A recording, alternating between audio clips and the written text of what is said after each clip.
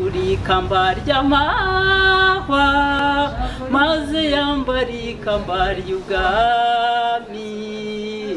The spectrum of diseases that we treat: burn victims, victims of violence like the genocide, congenital problems like cleft lips and palates, very, very difficult cases like taking out very large tumors. It's like you're in a different world altogether.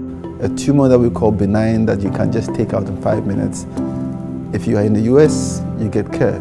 But if you're in an African country, you die.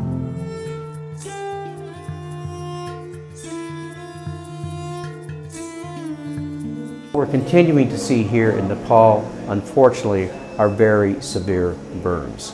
And right now, about 30% of their patients who come to the hospital die from their advanced burns. It's almost impossible for these patients to take enough calories by mouth to achieve their nutritional goals. So the patients become malnourished, they have poor wound healing, they lose weight, they lose muscle, they become infected, and this just creates a vicious cycle.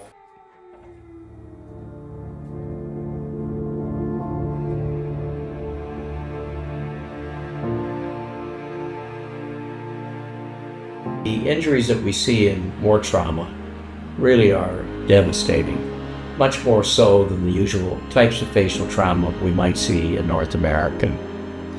And oftentimes, unfortunately, what we have to do is reconstruct the eye socket where they've lost their eyeball, they're blind.